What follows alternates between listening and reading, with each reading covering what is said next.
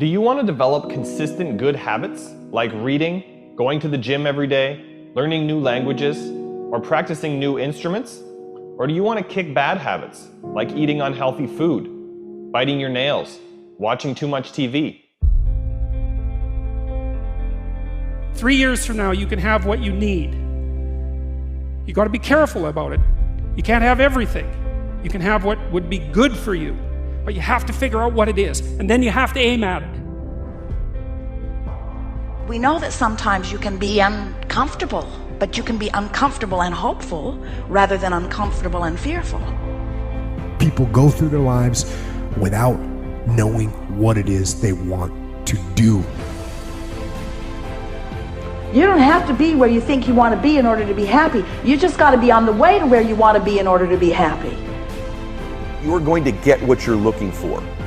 So if you're looking for success, you're looking for happiness, you're looking for prospects, you're looking for recruits or clients, I'm telling you, the more you're consciously looking for those things, you're going to see them. When you're looking to win, you're looking for victory. Sit on your bed one day and ask yourself, what remarkably stupid things am I doing on a regular basis to absolutely screw up my life? And if you actually ask that question, but you have to want to know the answer, right? Because that's actually what asking the question means. It doesn't mean just mouthing the words. It means you have to decide that you want to know. And so be very careful what you set your mind towards, what your outcomes are, because you're going to find them. Your mind's powerful. You're powerful. You're more powerful than you think you are. And if you could just get clear on what you're looking for, get super specific with great clarity, great specificity about what it is you want, it's sitting there for you to find if you look for it. The time is now. The time is now to express and for people to believe in themselves. The time is now for it to be okay to be great. Right there and then, you have an opportunity to steer your thoughts and your emotions in the direction that you want them to go, not in the direction that they're telling you to go. In other words, you can literally choose to seize the day, or you can let the day seize you.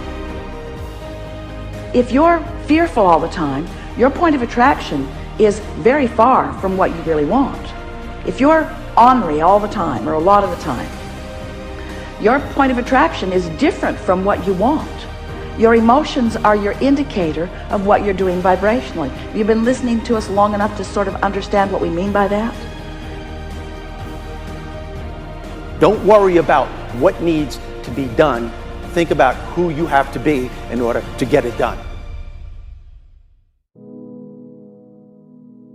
Did you ever have a dream that was so big that you thought it was almost impossible to achieve?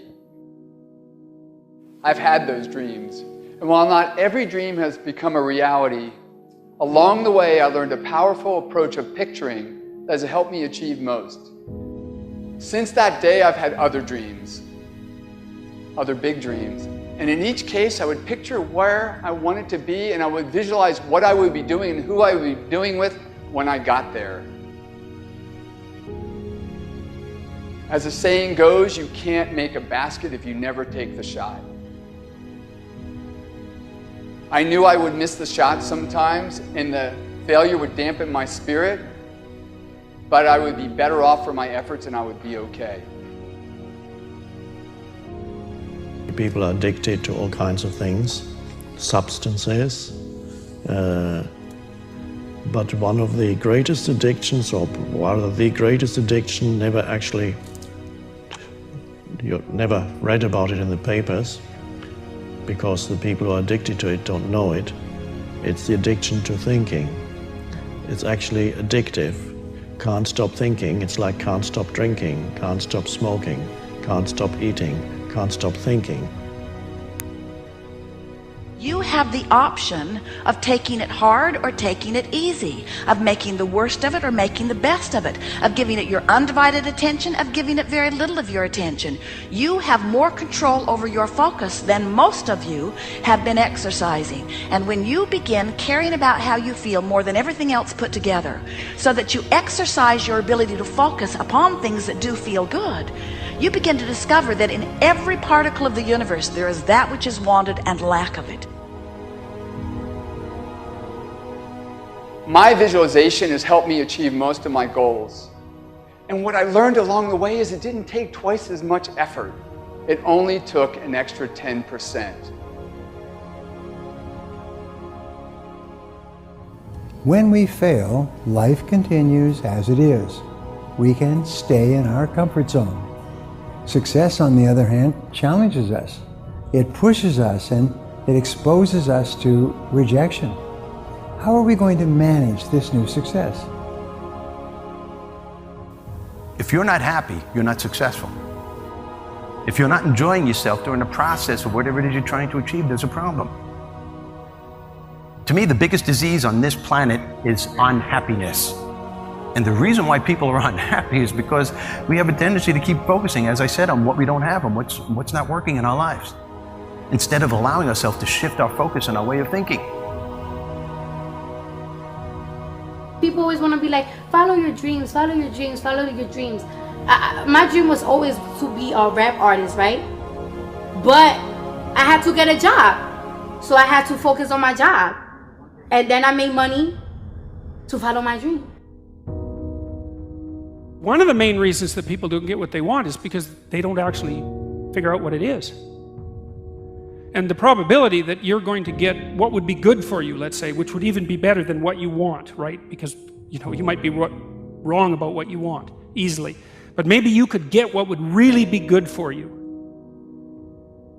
You have the freedom to think anything you want. You were born extremely confident. You came into this world knowing how wonderful you are. So choose new thoughts to think about yourself, and choose new words to tell yourself how magnificent you are, and that you deserve all the good that life has to offer.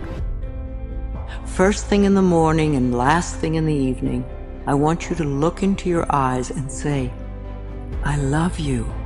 I really love you. Your first goal, this is what I'm suggesting, your first goal when you open up your eyes should be to focus on the things that ignite your spirit and bring you joy. I want you to focus on the things that you appreciate in your life, the things that you're grateful for. I don't care who it is or what it is. Maybe it's the person lying next to you. Maybe you're thinking of your children. Maybe you're thinking of the dog or the cat lying by the side of the bed, a particular goal that you achieved. Maybe there's an event coming up on the weekend. Maybe you're meeting with your friends for lunch. You see, folks, it doesn't matter who it is or what it is. There's always something to be grateful for, to appreciate. And what I'm asking you to do in those few moments before you crank and get into your day is to focus on these things. Then why am I asking you to do this? Because an attitude of gratitude simply makes you feel good. And feeling good is the fuel that drives motivation. We've all made wrong choices and done things that we knew were not the best. It's one thing when other people do us wrong. We had a bad break. It wasn't our fault. We can have faith that God will restore. He'll pay us back. But when we bring the trouble on ourselves, when we blow it, it's easy to live in regrets, thinking that God's not going to help us. We made the mess. But here's the beauty. God knew you would mess up before He called you. He knew we would get off course, at times give in to temptation. He didn't base His plan for your life on you making perfect decisions.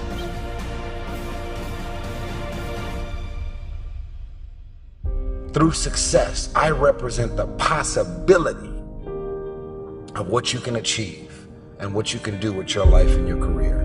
Other people's success represents the possibility of what you can do. Those are the records that you can sell. Those are the type of tours that you can do. Those are the kind of songs that you can produce and the songs that you can write. Those are the millions of dollars that you can get, or billions. Those are the type of architectural drawings and buildings that you can build. Those are the type of books that you can sell. Everybody else's success represents the possibility of what you could do.